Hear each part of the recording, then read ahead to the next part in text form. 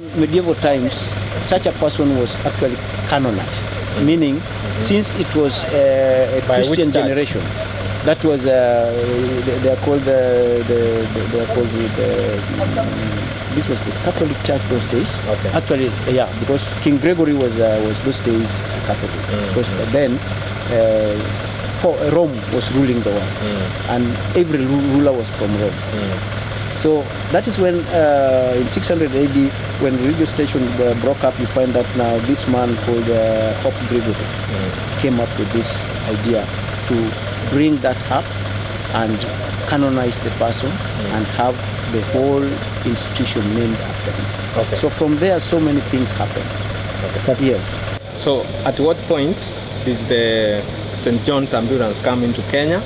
And I even learned from you that the St. John's Ambulance had an act in the old constitution. Can you tell us the transition? So when did they come to Kenya, and how was the transition made up to this point? Thank you very much once again.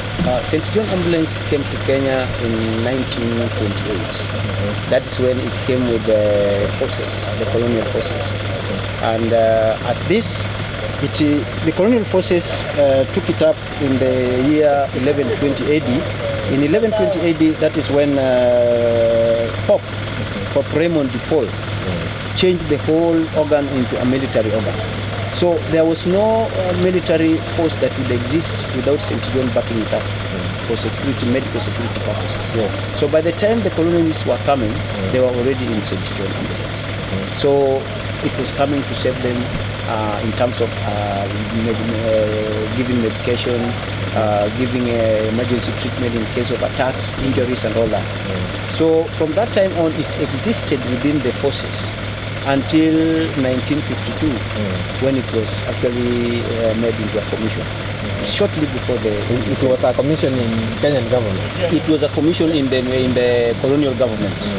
Then that was 1952. So by the time Kenya was gaining its independence in 1963, it was now legislated that it became a commission in the Kenyan government. From then on up to now, it has been, it was a commission, it has been a commission in the government established under Cap 259 laws of Kenya, which a copy of which I have here. This is St. John's Ambulance of Kenya Act, Cap 254. Cap 25. This was under the 259. Under the old constitution. Yes. Now, just another.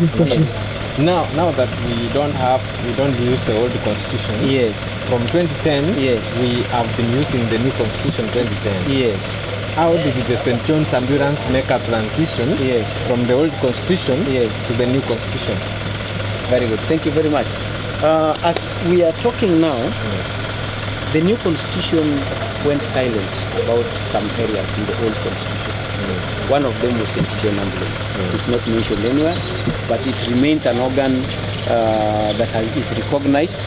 It is one of the only two humanitarian organizations that are untaxed. They are given privileges to serve the community, together with our brother institution, Kenya Red Cross. Those are the only institutions in Kenya now that are not taxed. They are taxed. While importing the vehicles used for humanitarian aid, yes, you don't pay taxes. We don't pay taxes in our transitions, and that's why we don't actually price anything at market price. We don't do that. We do it just to sustain ourselves.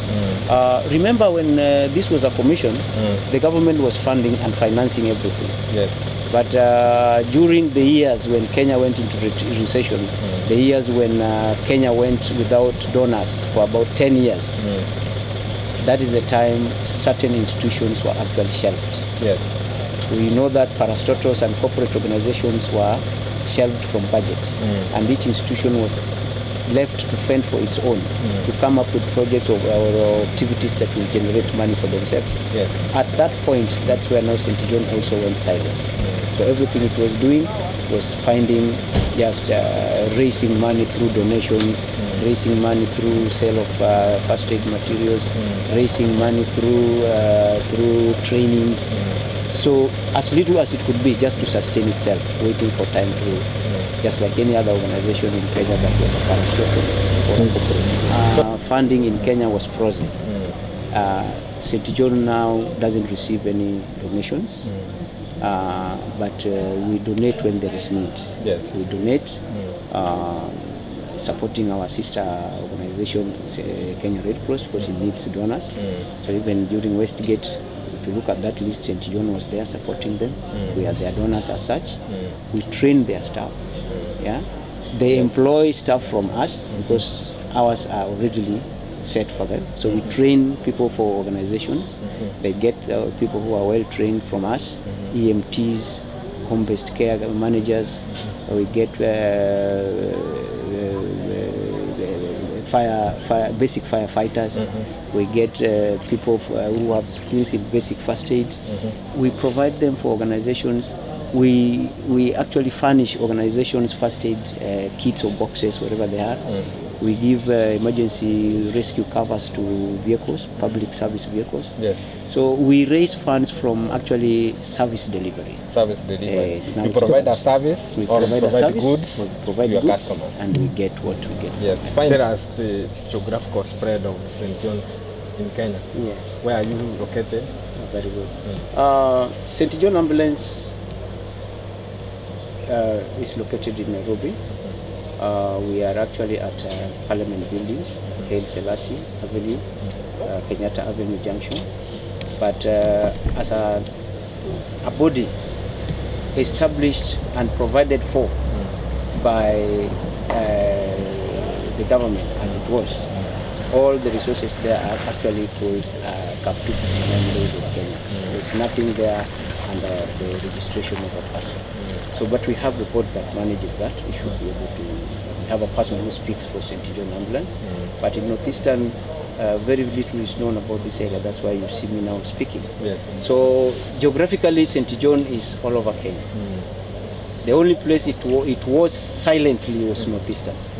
Because under Chapter 17 of the Police Service Order, actually the police and St. John are supposed to go on. Okay. So they're supposed to work hand in hand. They are hand in hand. Yeah. So we were only appearing here as police officers. But now, since 2010, when it came to Garissa, openly for the public. So we are trying to raise volunteers here to save the community as it is. St. John is the largest volunteer provider in Kenya, even by mandate. Okay. If anybody needs volunteers, they're supposed to come to St. John to provide well-trained volunteers, cultured to give without expecting much pay. And that's why you see very few St. John Ambulance members driving, because we give out of not much expectation. Okay. Yes, it is pure voluntary service. Now, maybe I give you a chance Yes. to, if you want to recruit new members, Yes, or tell them where they can join, those who want to volunteer. yes. Where can they, what are the criteria for someone volunteering for the St. John's For St. Ambulance? John Ambulance. Yes. So thank you very much. St. John needs all Kenyans. And as it is, just in March this year, we re-established the body of young members of St. John called the Dolphins. Up in time, in 1998 is when that was established in Kenya. But in 1989 is when the body for the young people was established worldwide. So we start recruiting or culturing volunteerism at the age of 5, formative age. 5 years. 5 years. So that is in schools? That is in schools. So we encourage schools to develop what is called St. John Ambulance Clubs. I have one copy here from Mombasa, the St. John Ambulance Clubs, where we can culture these students to develop the attitude of offering to the community, so that the community will not fall short of people who are growing. Because it is very difficult to start a culture. You can see this from Mombasa. It's very difficult to start a culture when somebody is old. Now, for those who are taking medical sciences, we also encourage them to train in emergency response, because the casualty department is actually the most critical point of reaching out to healthcare. Yes. So if anybody wants to join St. John Ambulance, go to the nearest regional office.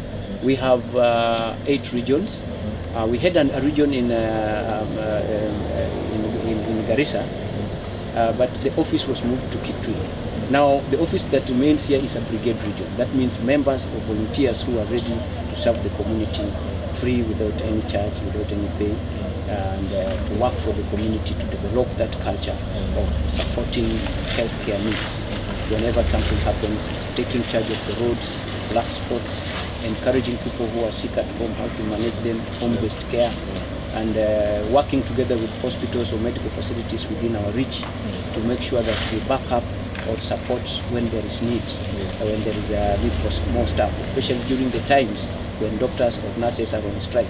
We normally take charge of the hospital, and we help those we can help before they are removed from them. So do you have doctors to take care of patients when nurses are away? St. John has a structure. That structure has surgeons, has doctors, has nurses, has volunteers. So every division of healthcare has a volunteer space in St. John. Yeah. So so we just come with our own, and they support. Thank you. Thank you very much. Thank you very much. Karibu sana. Thank you. Thank you very much. Asante sana. Yes. Asante sana. Yes.